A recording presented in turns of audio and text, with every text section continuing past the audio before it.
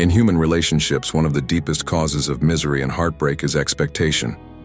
We expect people to behave in a certain way, to love us forever, to understand us at all times, to fulfill their promises, and to never hurt us. But life doesn't work according to our dreams. People are not machines. They have their own minds, emotions, and conditions that we often fail to see. When we enter into a relationship, whether as a friend, partner, sibling, parent, or child, we unknowingly carry many hidden desires. We want to be treated in a certain way. We want to be praised, appreciated, cared for, and loved in a style that fits our own emotional language. And when the other person doesn't live up to those expectations, we begin to suffer. We feel ignored, hurt, or betrayed. But this pain is not created by the other person. It is born inside our own mind. It is born from the gap between what we wanted and what actually happened. This gap, this distance between reality and imagination, becomes the ground of conflict. Take a simple example. A woman marries a man and expects him to be romantic every day, to always listen with full attention, to remember her birthday, to be there emotionally, and to fulfill all the dreams she had in mind since childhood. The man, on the other hand, comes from a different background. He has been raised in a family where expressing emotions was considered weak. He believes showing love means working hard, earning money, and being present in times of trouble. He doesn't understand why daily emotional attention is necessary. Now, both are sincere in their own way, but due to the difference in conditioning, they end up hurting each other. The woman feels unloved and unseen, while the man feels unappreciated and confused. Their love turns into misunderstanding, not because love is false, but because expectations are based on psychological patterns, not truth. Similarly, a young man expects his friend to always support him, but one day that friend becomes distant due to personal problems. Instead of understanding the friend's pain, the young man takes it personally. He feels betrayed and complains, not knowing the friend is silently fighting his own battles. Here, lack of understanding creates distance. Expectations are like silent agreements we make in our minds without informing others. We believe that if we are kind, people must be kind to us. If we are honest, others must be honest too. But people act based on their own conditioning, not our goodness. A person raised in fear may lie not to cheat us but to protect themselves. A person who breaks a promise may not be evil, but simply weak or caught in a situation they didn't expect. But we often judge them without understanding their inner world. And this judgment turns into anger, blame, and sorrow. We expect parents to always understand us, forgetting that they too are human beings carrying their own wounds. We expect our partners to fill our emptiness, forgetting that they have their own emptiness too. We expect others to complete us, forgetting that we are incomplete only because we have never looked within. And when these expectations are not met, our mind creates a storm. Thoughts of betrayal, sadness, loneliness, and revenge cloud our heart. We feel used and unloved, but rarely do we ask, were our expectations real or were they just projections? Most people never ask this.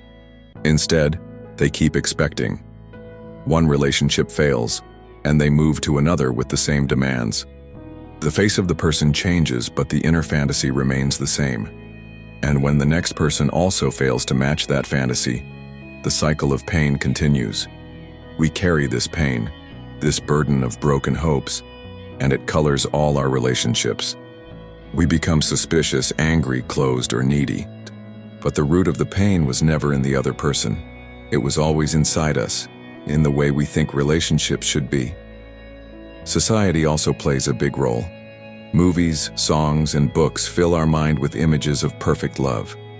They show us ideal partners who always understand, who never forget, who always forgive.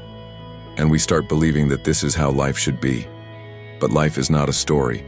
Real people have flaws. They forget. They misunderstand. They are afraid. They make mistakes, and so do we. But our mind doesn't accept this. It keeps chasing illusions, and this chase leads to heartbreak. Understanding can change this. When we observe without judgment, we begin to see that the other person is not our enemy. They are also struggling. A father who doesn't express love may be a man who was never hugged as a child. A partner who avoids deep conversations may be carrying shame or trauma. A friend who breaks a promise may be dealing with guilt or pressure. When we see this clearly, not just intellectually but with deep awareness, compassion is born. And with compassion, expectations begin to drop. We no longer demand that others be perfect. We allow them to be real. We understand that love is not about controlling the other but understanding them. It is not about changing them but seeing them as they are. And in that seeing, something beautiful happens. Conflicts become fewer. The need to argue disappears. We stop blaming and start listening. Heartbreak becomes less frequent, and even when it happens, it doesn't destroy us, because we have learned to see pain without resistance. Let us take another example. A boy grows up watching his parents fight. He promises himself that when he grows up, he will never raise his voice in a relationship. Years later, he falls in love. At first, everything is magical, but slowly, his own suppressed anger begins to rise. One day, in a moment of stress, he shouts. The girl, shocked and hurt, withdraws. He feels ashamed. She feels unsafe. Both expected something from the other. He expected her to always understand his stress. She expected him to never be angry. Both were holding ideals. But life is not ideal. It is real, raw, and messy. If they had understood that emotions are like waves and not permanent, they could have healed together. But their expectations created distance. This is how most relationships break. Not due to lack of love, but due to too many expectations and lack of real understanding. Conditioning plays a big role in this too. A man raised in a culture where men must never cry, may never express pain, even when his heart is breaking. A woman raised to always please others may keep sacrificing her happiness until she becomes bitter. Both are conditioned to behave in a certain way, and they carry this conditioning into relationships. They don't see it, and their partners don't see it either. So when things go wrong, they blame each other, instead of seeing the invisible chains of culture and childhood that are shaping their behavior. To break this, one needs awareness. One needs to pause and look within. Why am I reacting like this? Why do I feel so hurt? Is it because the other person failed me or because I was expecting too much? Is it because I have not healed my own past and I am using this relationship to cover up my inner wounds? When we begin to ask such questions, we become free. We stop depending on others to make us happy. We stop expecting others to be our savior. And from that freedom, a new kind of relationship is born. A relationship without demand. A relationship based on presence, not promises. In such a space, love grows naturally. It is not forced. It is not manipulated. It is not dependent on whether the other says the right words or behaves in the right way. It flows from understanding. And even when misunderstandings arise, they become opportunities to grow, not reasons to break. But for this to happen, we must first see how we ourselves are conditioned. We must observe our own mind. We must understand how our desires are creating pain. Think of a tree. If you water it with understanding, it grows. If you water it with expectation, it begins to wither. Love is like that. It needs space, not pressure. It needs presence, not perfection. When we demand too much, the other feels suffocated. When we understand them, they feel safe. Most people are not bad, they are just not seen. Most relationships are not failing because of lack of love, but because of lack of space to be real. And to give that space, we must be empty of our own desires. This is not easy, but it is possible. It begins with silence. It begins with watching how we react, how we project, how we interpret the actions of others through our own fears and hopes. Slowly, we learn to let go. We stop trying to fix others. We stop expecting. And in that letting go, there is deep peace. Heartbreak teaches us this if we are willing to learn. Every broken relationship is a mirror. It shows us our attachments, our illusions, our blindness. If we don't run away from the pain but sit with it, feel it, and watch it without blaming, it transforms us.